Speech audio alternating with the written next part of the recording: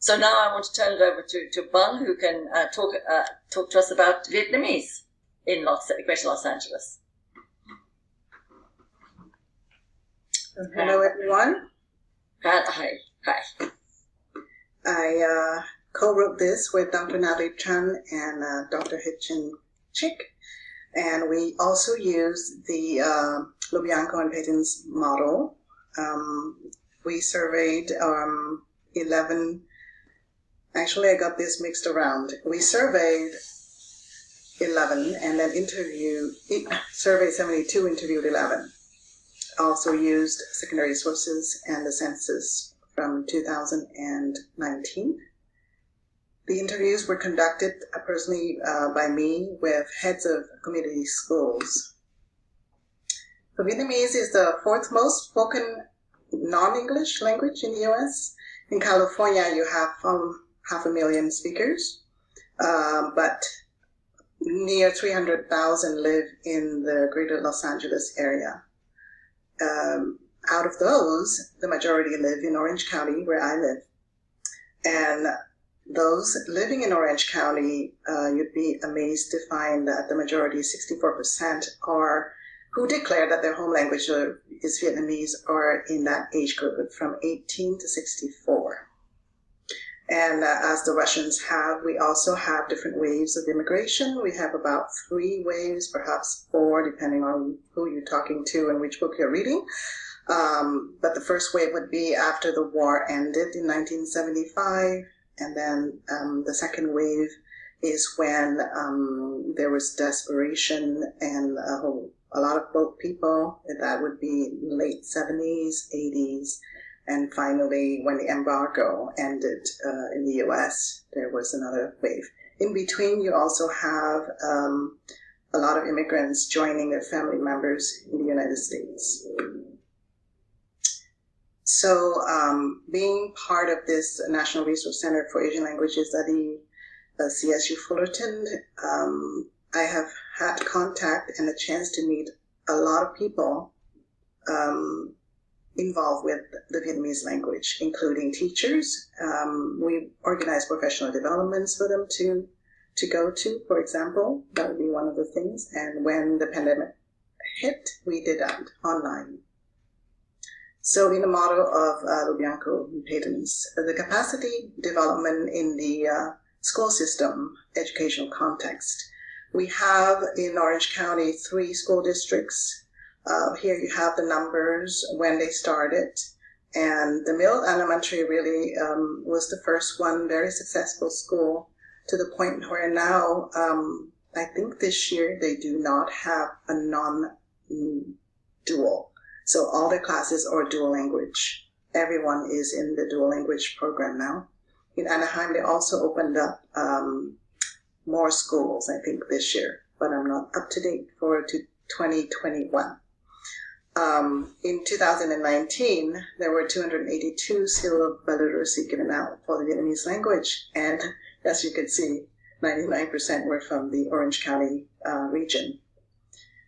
Post-secondary Vietnamese classes in the greater Los Angeles area also exist in all of these universities and community colleges. This is a picture of the first, the Mill Elementary, which is in the Westminster School District, in one of their celebrations. They are also community language schools, which are usually held on Saturdays and Sundays, mainly Sundays. And there is one organization that has been keeping track of all these schools in and out, forming and, closing up for 35 years. And that organization's website is there. They often organize, and they've been organizing for about 34 years, this year included, online, professional developments for the Vietnamese teachers. And of course, this is organized normally in the Orange County region. But because of the pandemic, they are now having teachers from Europe, from Australia, from Canada, attending online. The last one that they had in person had about 350 attendants who are teachers. Vietnamese schools are starting to have younger generation come in, and join in as new teachers. They are trained through the schools. So this is a short, tiny video. I won't show too much. Just a few pictures.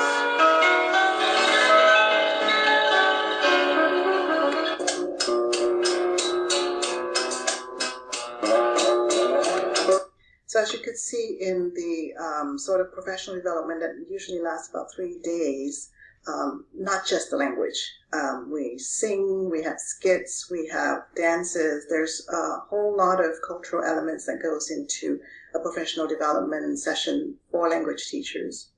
On the left, this particular umbrella organization that keeps tracks of all the other community schools, most of them anyways, also organizes contests. In this case, this is the winning skit.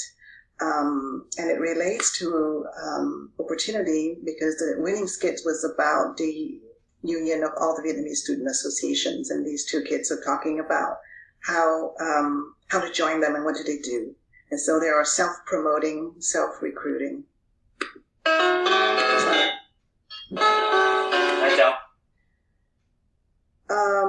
These are some of the websites, we have 11, so I didn't list them all, of all the community language schools leaders that I have interviewed.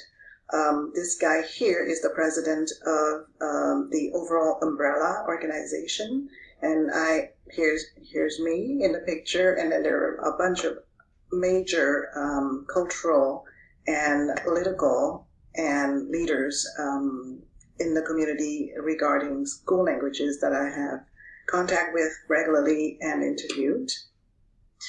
In terms of development of the language in the media, there are many newspapers. I only list 1 or 2 here in the book. In the chapter, you have a few more. Also, because my dad was a good friend of the founder of this largest newspaper, he worked for them as editor-chief for about 20 years or so. He just retired at the age of 81. So I got a lot of information regarding this particular newspaper, the biggest circulating newspaper. SBTN is a television that is still very much functioning. I've just judged a contest with the woman who runs the show here. And then, of course, FM and AM radio, 24 hours a day on some of them.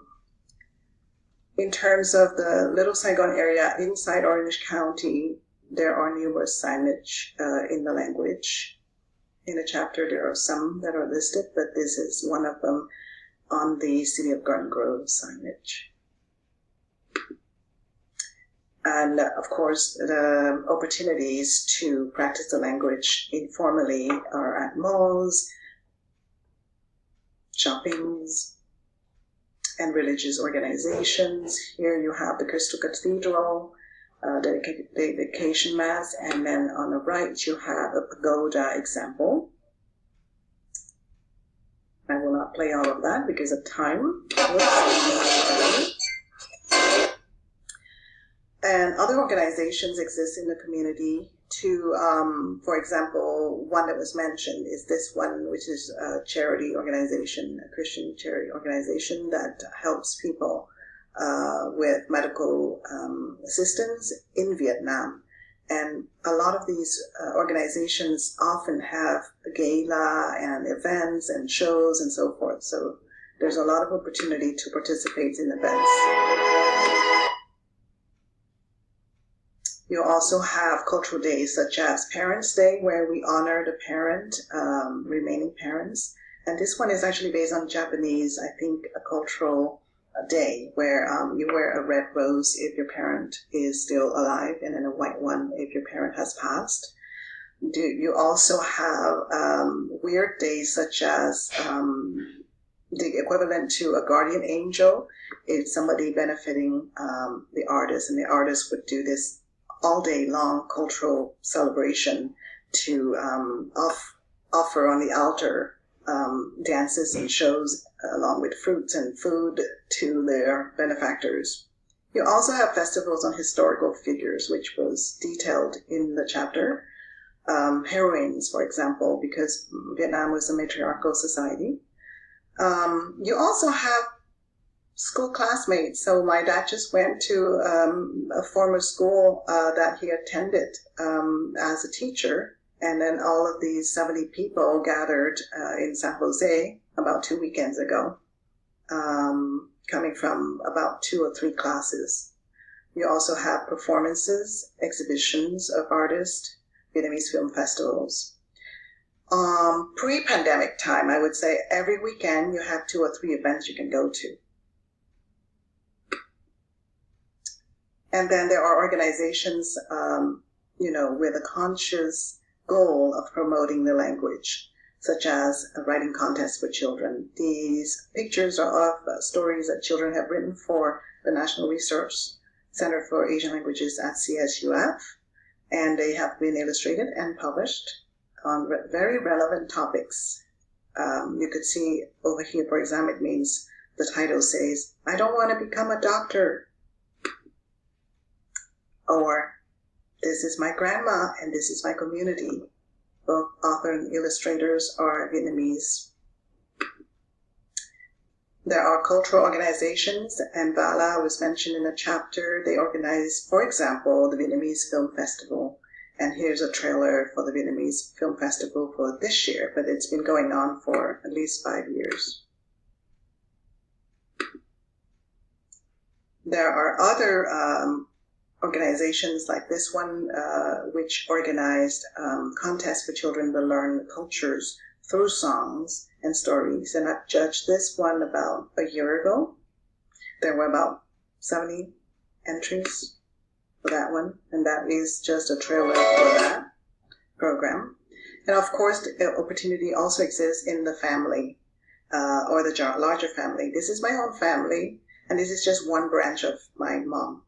So there were about 5 branches there on that day behind my house. So here I am.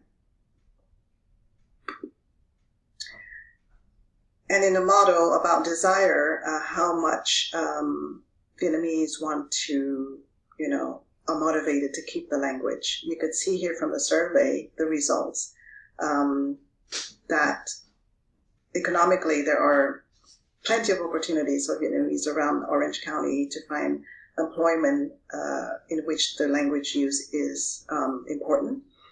And then sending their children to language school. These are the percentage of the people who spoke about the importance of it. But you could see that the usage and motivation declines through the generations.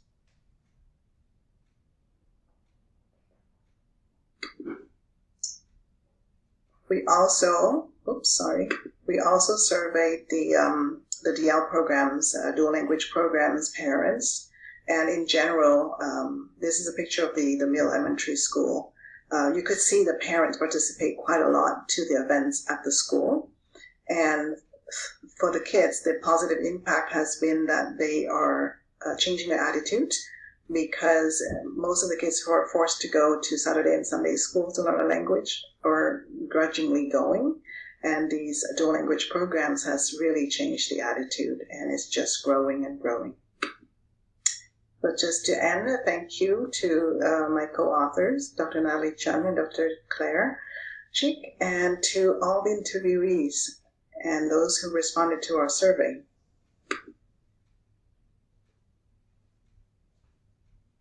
Thank you. Thank you very much. That was very interesting.